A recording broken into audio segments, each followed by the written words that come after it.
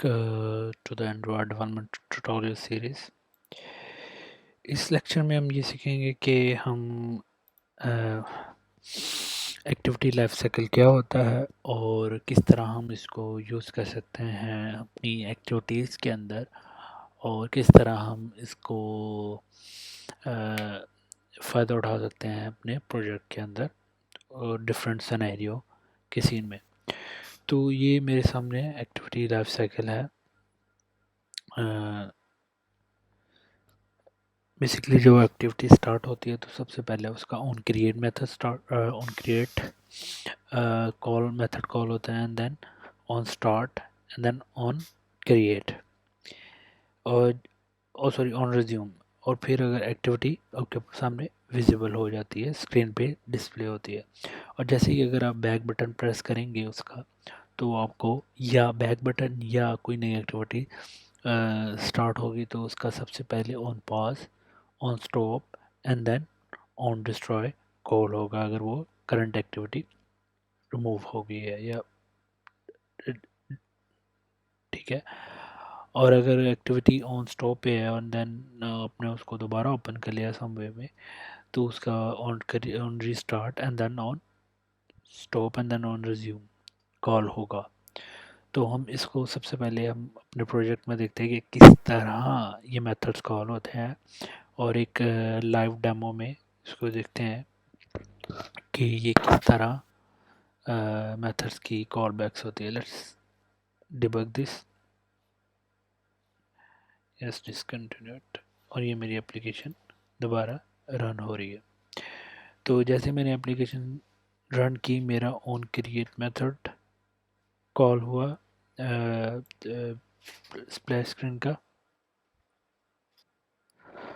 और मैं अगर इसको कंटिन्यू करूं तो इसका ऑन स्टार्ट मेथड कॉल हुआ, और यहाँ से कंटिन्यू करूं तो on resume and then on pause.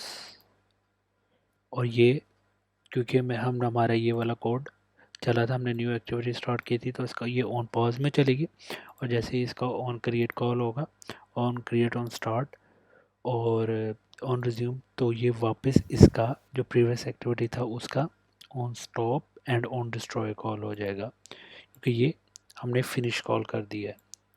ठीक है, तो अभी अगर हम देखें अपनी स्क्रीन पे तो हमें ये दिख रही है एक्टिविटी। मिसाल के तौर पे अगर हम अब इसे बैक स्क्रीन प्रेस करते हैं तो इसका on pause, on stop and on destroy call होगा। On pause, on stop and on destroy call हो गया, और ये स्क्रीन पे एक्टिविटी रिमूव हो गया।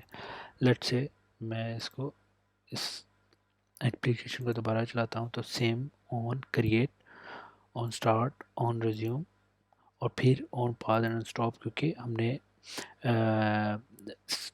मेन एक्टिविटी को कॉल किया था इस कोड के थ्रू।